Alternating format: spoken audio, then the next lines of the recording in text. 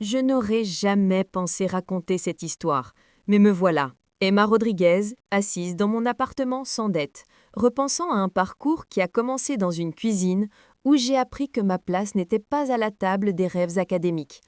En grandissant dans notre maison de banlieue, la hiérarchie était cristalline dès que je pouvais comprendre les conversations du dîner. Mon frère aîné, David, était l'enfant prodige, élève au tableau d'honneur, capitaine de l'équipe de débat, le garçon dont les professeurs se souvenaient encore avec tendresse des années plus tard. Et puis, il y avait moi, 3 ans plus jeune, toujours en train de lutter pour ne pas disparaître dans son ombre, tandis que mes parents, Maria et Robert Rodriguez, rayonnaient de fierté à chacun de ses accomplissements.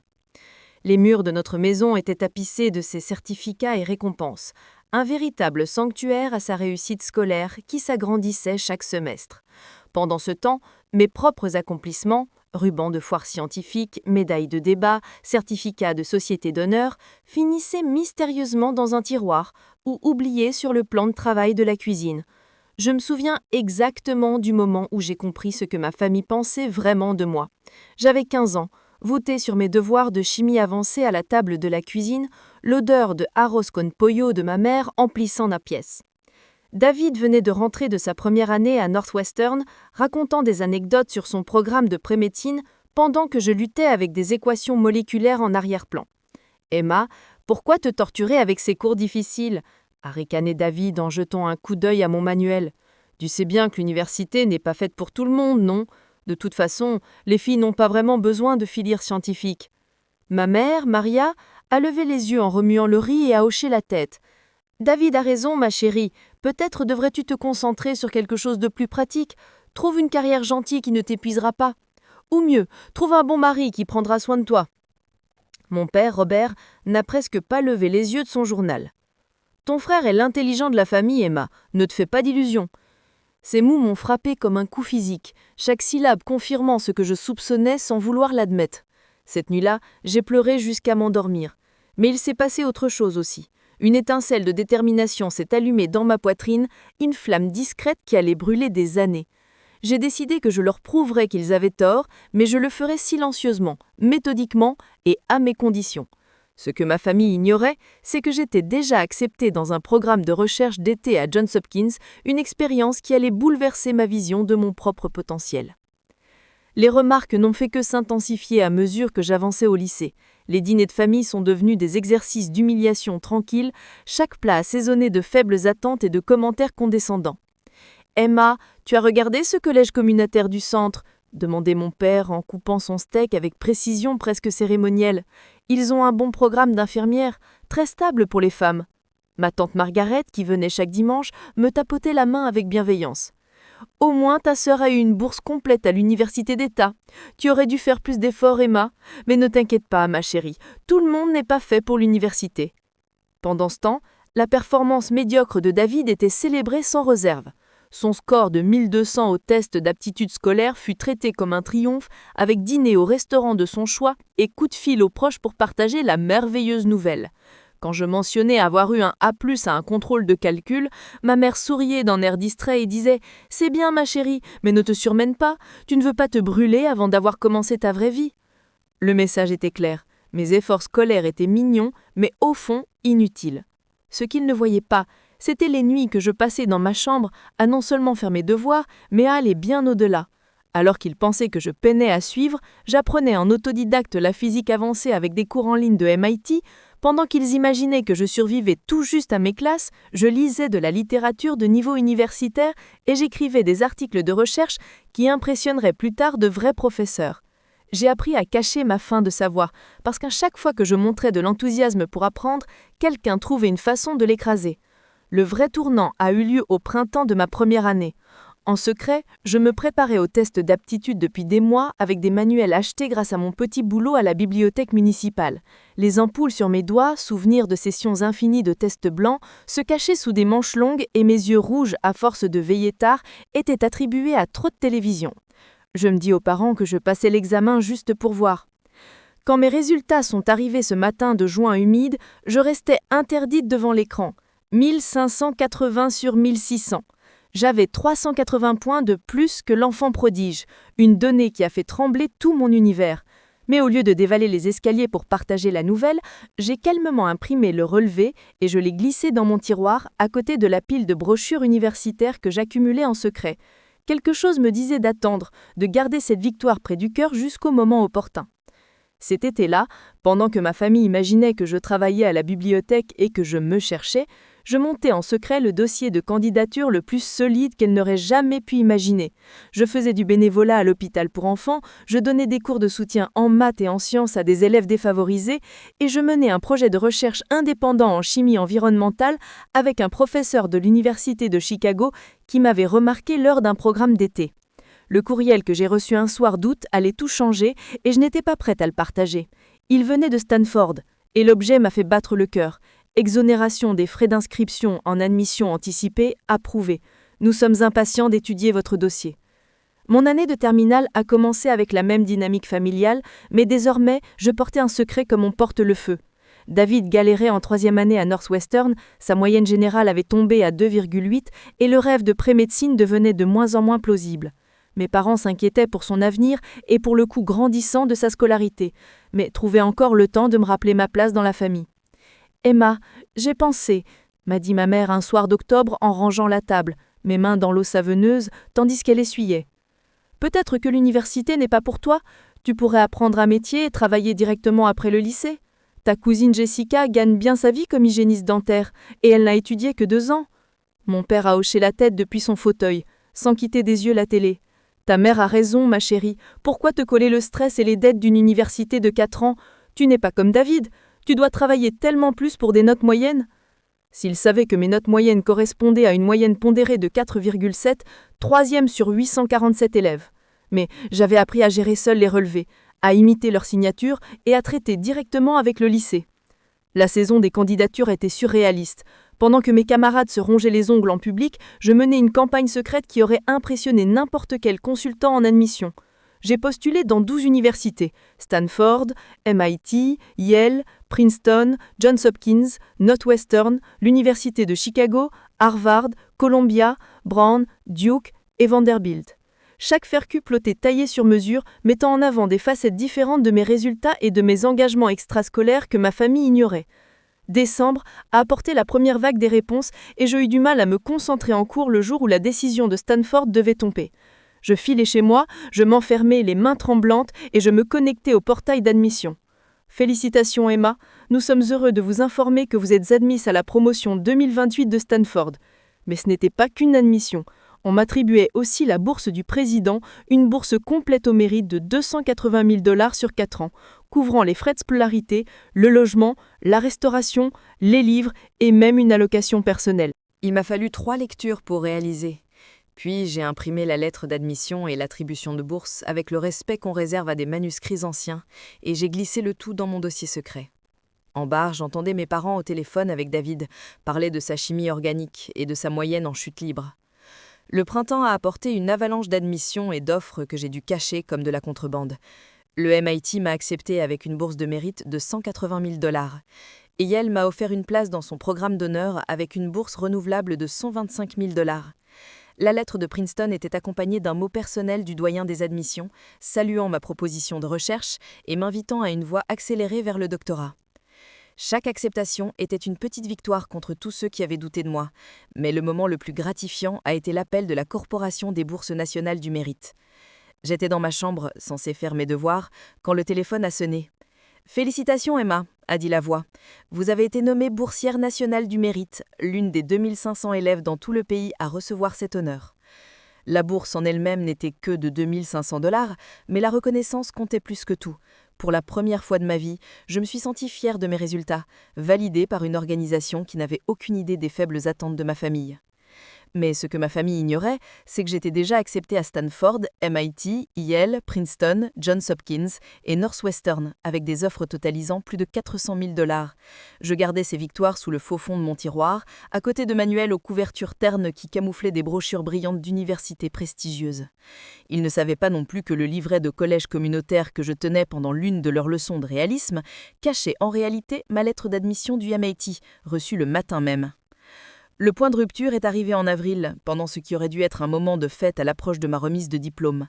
À la place, cela a été la réunion de famille la plus douloureuse de ma vie. Mes parents m'ont convoqué au salon, leur visage sérieux, au point de me nouer l'estomac. Emma, il faut qu'on parle, a commencé mon père, d'un ton plus grave que je ne l'avais jamais entendu. Nous avons réfléchi à tes projets après le lycée et nous avons pris une décision qui est, selon nous, la meilleure pour toute la famille. Ma mère a enchaîné, douce mais ferme, le ton qui précédait toujours les mauvaises nouvelles. Ma chérie, on pense qu'il serait mieux que tu prennes une année de césure. Tu pourrais travailler à temps plein, aider la famille pendant que David finit ses études. L'université coûte si cher et honnêtement, nous ne sommes pas sûrs que ce soit le meilleur investissement pour toi. Leurs mots m'ont glacé, mais mon père n'avait pas fini. Nous avons décidé d'utiliser l'argent que nous avions mis de côté pour tes études afin d'aider David avec ses prêts étudiants. Il traverse une période difficile sur le plan académique et il a besoin de notre soutien pour se remettre sur les rails. Tu comprends, n'est-ce pas? Il est si proche de devenir médecin et son éducation est un investissement familial. Ma mère a hoché la tête comme si tout allait de soi. Tu es intelligente à ta manière, mais tu n'es pas faite pour l'université comme David. Il n'y a pas de honte à ça. Tu pourrais apprendre un métier, peut-être devenir prof dans un collège communautaire. Ce sont des emplois stables pour les femmes. Les filles n'ont pas besoin d'un diplôme comme les garçons. Cette nuit-là, j'ai pris une décision qui allait tout changer. J'en avais fini de me cacher, fini d'être sous-estimée, fini de me faire petite pour ne pas déranger. Quand ma mère a trouvé la lettre dans ma chambre le lendemain matin, j'avais laissé exprès un coin de Princeton dépassé, j'ai su que l'heure était venue. La confrontation a éclaté lors du brunch du dimanche, une tradition familiale, avec les fameux pancakes de ma mère et les plaintes habituelles de David sur ses profs. Toute la famille élargie était là, mes parents, David, tante Margaret et ma cousine Amanda.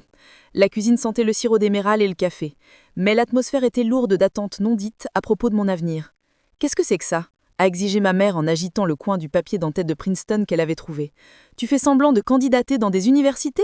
Emma, tu vas te couvrir de ridicule, ne te fais pas d'illusions. » David a levé les yeux de son téléphone, un rictus au coin de les lèvres. « Sérieusement, Emma? Princeton? Ne sois pas ridicule, tu sais bien que ce n'est pas réaliste pour quelqu'un comme toi. » Tante Margaret a hoché la tête, faussement peinée. « Emma, ma chérie, tu as des si grands rêves pour un si petit esprit. Ton frère est le savant de la famille. Toi, tu devrais te concentrer sur trouver un bon mari, pas sur ses fantaisies. » Les mots flottaient comme de la fumée, chaque insulte confirmant leur incapacité à me voir telle que j'étais. Mais au lieu de la colère, j'ai senti une paix profonde m'envahir, la même force silencieuse qui m'avait soutenue pendant des années d'études nocturnes et de réussites cachées. « Vous avez tout à fait raison, » j'ai dit d'une voix étonnamment stable. « Je n'aurai pas besoin de votre fonds d'études. » Ils m'ont tous fixée, surprise, attendant sans doute une larme ou une scène, au lieu de quoi je me suis excusée. Je suis allée dans ma chambre et je suis revenue avec une chemise cartonnée contenant mon avenir soigneusement rangé. J'ai posé les documents sur la table, un à un, comme des cartes dans une partie que je gagnais en secret depuis des années. « Voici ma lettre d'admission de Princeton », j'ai dit calmement, en déposant le paquet épais au blason distinctif, avec une bourse complète d'une valeur de 125 000 $. La tasse de café de mon père a teinté contre la soucoupe. Et ceci est mon admission à Stanford, avec une bourse méritée totalisant 280 000 $. Le papier tremblait dans les mains de ma mère pendant qu'elle essayait de comprendre ce qu'elle voyait. Et voici Yale, avec une bourse renouvelable de 95 000 $. MIT, Northwestern et Johns Hopkins m'ont également fait des offres. Voilà seulement quelques-unes des universités qui estiment que je suis bien une faite pour l'université, papa. J'ai sorti mon relevé du test d'aptitude, les chiffres nets sur le papier blanc. 1580 sur 1600. C'est 380 points de plus que le score de David. Le visage de mon frère a pâli, sa suffisance habituelle remplacée par quelque chose qui ressemblait à la panique. Enfin, j'ai sorti mon certificat de boursier national du mérite, impeccable dans sa pochette protectrice. Il atteste que je fais partie des 2500 meilleurs élèves dans tout le pays. J'ai été particulièrement impressionnée par ma recherche indépendante en chimie environnementale. Le silence qui a suivi a été étourdissant. Ma mère s'ouvrait et fermait la bouche comme un poisson hors d'eau. Mon père fixait les documents comme s'ils pouvaient s'évaporer. Tante Margaret, d'ordinaire si prompte à la remarque acide, était muette. « Mais comment ?» a fini par murmurer ma mère, à peine audible. « J'ai travaillé, » j'ai dit simplement. « Chaque nuit après que vous vous couchiez, j'étudiais. Chaque week-end où vous croyez que je lisais pour le plaisir, je me préparais pour ça. Chaque fois que vous m'avez dit que je n'étais pas assez intelligente, je vous ai prouvé le contraire en silence. » David a retrouvé la parole le premier, mais sa voix s'est brisée avec une pointe de peur. « C'est faux, ça doit être faux. » Je lui ai tendu l'attestation d'aide financière de Stanford. « Appelle, » ai-je dit calmement, « le numéro est là. Demande si Emma Rodriguez reçoit vraiment une bourse complète de 280 000 $. » Mon père lisait déjà les documents de Princeton, les mains légèrement tremblantes. Emma, cette bourse, elle vaut plus que mon salaire sur 4 ans. Je sais, ai-je répondu. Et contrairement aux études de David, elle ne vous coûtera pas un centime. En fait, je sortirai diplômé sans dette pendant qu'il devra plus de 200 000 $ de prêt. La pièce a explosé en chaos. Mes parents me bombardaient de questions, essayant de comprendre comment j'avais réussi tout cela sans eux. David restait figé, les yeux rivés sur mes scores.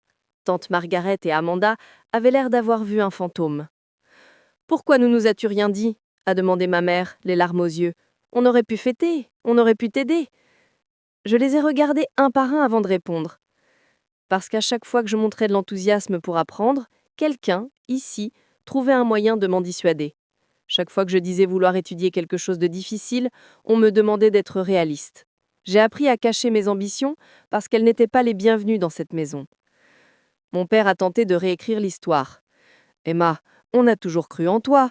On voulait juste que tu sois pratique pour éviter une déception. » « Non, ai-je dit d'un ton net. Vous avez cru que David était le seul intelligent, et vous m'avez traité comme si je n'étais bonne qu'à un collège communautaire. Hier, vous avez dit que je n'étais pas faite pour l'université, et vous avez décidé de donner mon fonds d'études à David. Aujourd'hui, vous avez sous les yeux la preuve que non seulement je suis faite pour l'université, mais que je suis admissible aux bourses des établissements les plus prestigieux du monde. » Les semaines suivantes ont été tendues et maladroites. Mes parents ont essayé désespérément de se rattraper, soudain très intéressés par mes réalisations et mes projets.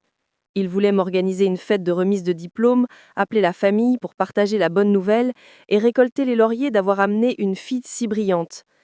Mais quelque chose de fondamental avait changé entre nous, et leur soutien tardif ne m'intéressait pas. J'ai poliment décliné leurs offres d'aide pour ma transition vers l'université. J'avais déjà tout réglé seul. Le voyage, l'assignation en résidence, le choix des cours et même un poste de recherche d'été qui commençait juste après la remise des diplômes. Ce n'était pas par cruauté, c'était pour poser des limites et reprendre ma liberté.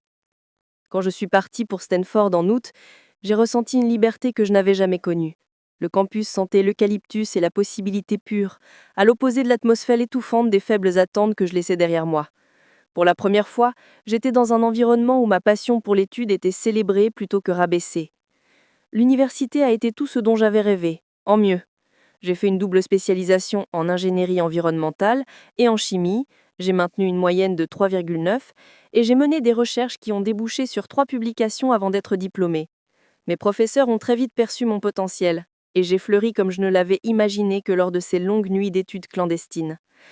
J'ai été élue à Phi Beta Kappa en 3e année, un honneur qui m'a fait pleurer discrètement dans les toilettes avant d'entrer à la cérémonie en robe blanche et talons empruntés.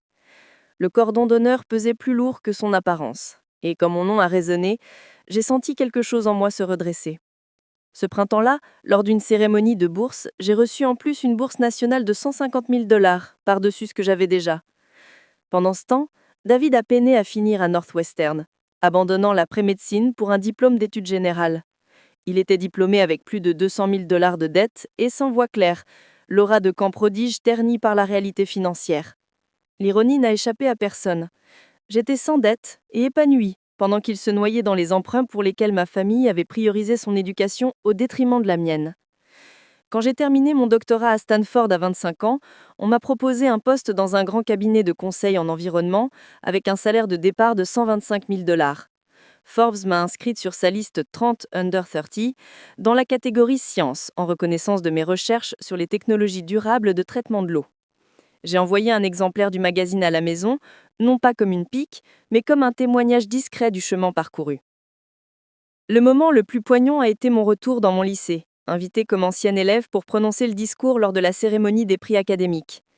Debout sur le pupitre, face à des faces qui me rappelaient la jeune fille que j'avais été, j'ai parlé d'une adolescente qui faisait la vaisselle pendant que sa famille planifiait son futur sans lui demander ses rêves.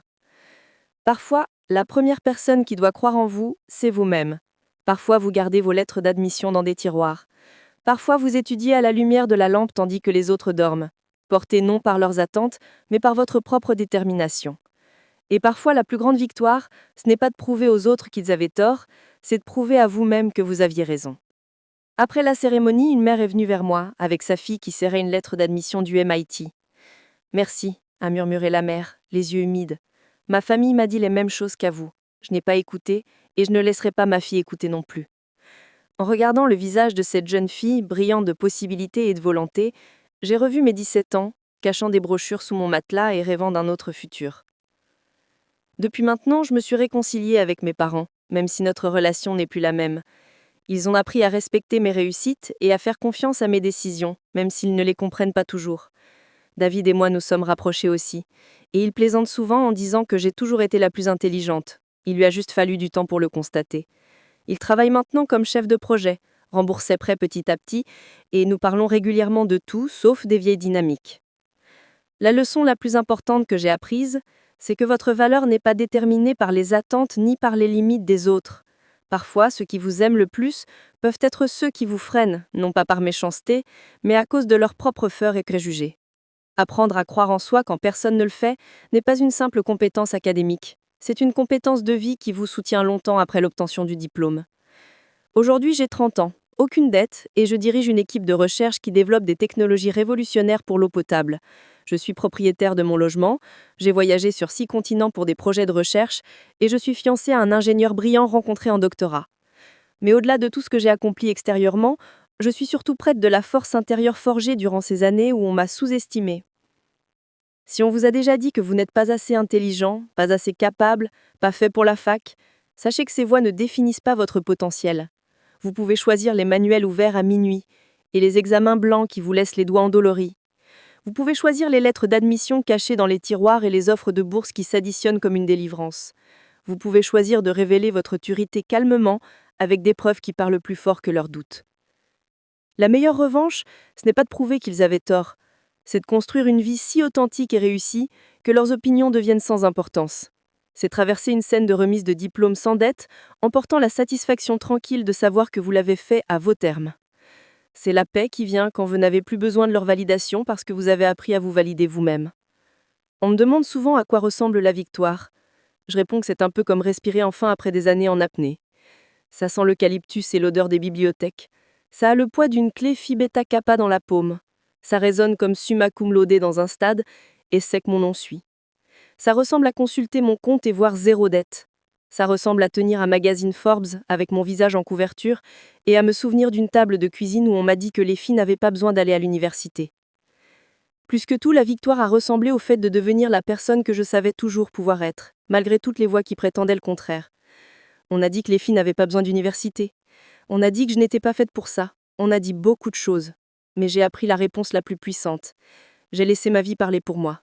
Et au bout du compte, c'était la seule voix qui comptait.